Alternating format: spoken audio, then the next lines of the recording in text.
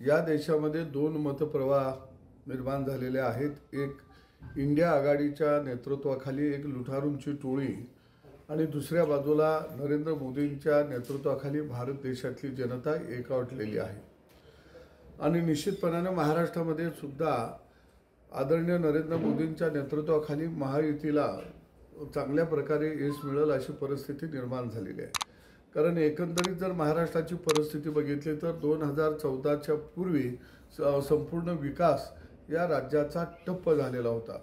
परंतु अलीकडच्या काळामध्ये नरेंद्र मोदींनी घेतलेले शेतकऱ्यांच्यासाठी निर्णय, विशेषतः महाराष्ट्रातल्या ऊस उत्पादक शेतकऱ्यांच्या दृष्टीने एक ऐतिहासिक निर्णय घेतला की FRPला 250 रुपये वाढ देण्याचा निर्णय मोदी सरकारने या ठिकाणी घेतलेला आहे.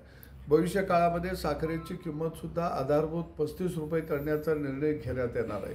कांदा उत्पादक शेतकऱ्याला सुद्धा दिलासा दिलेला आहे आणि याचा परिणाम निश्चितपणानं संपूर्ण या निवडणुकीवरती आपल्याला पाहायला मिळेल.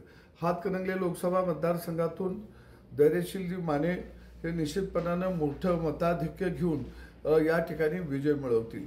कारण एका बाजूला रस्त्यांचं जाळं असेल, किसान आत्मसन्मान योजना असेल, घराघरात शौचालय उभा केला असेल, गरिबांच्यासाठी घरकुले असतील, उज्ज्वल गॅस योजना असेल, मोफत धान्य वाटप असेल, लसीकरण असेल, अशा अनेक मुद्दे घेऊन या निवडणुकीमध्ये खऱ्या अर्थानं जनतेच्या समोर आम्ही गेलो आणि निश्चितच जनता हातकणंगल्यामधली यावेळी महायुतीच्या पाठीशी असं स्पष्ट एकंदरीत वातावरण आणि आम्हाला दिसून येत आहे.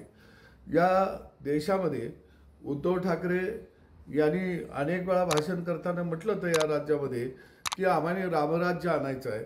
परंतु उद्धव ठाकरे हे देवाच्या आळंदीला जायच्या ऐवजी चोराच्या आळंदीला जाऊन पोहोचले आणि त्या ठिकाणी रामराज्य आणायच्या ऐवजी शरद पवारांच्या नादी लागून रावण राज्य आणायला निघालेले आहेत. आणि निश्चितपणानं हातकणंगले मतदारसंघातली जनता, महाराष्ट्रातली जनता हनुमान बनून ही रावणाची लंका उद्ध्वस्त केल्याशिवाय राहणार नाही आणि त्याचमुळं महायुतीला चांगलं यश मिळेल अशी माझी अपेक्षा आहे. राजकारणातील प्रत्येक अचूक बातमीचे सर्वात आधी अपडेट्स मिळवण्यासाठी सरकारनामाच्या सर्व सोशल मीडिया प्लॅटफॉर्मला लाईक, फॉलो आणि सबस्क्राईब करा.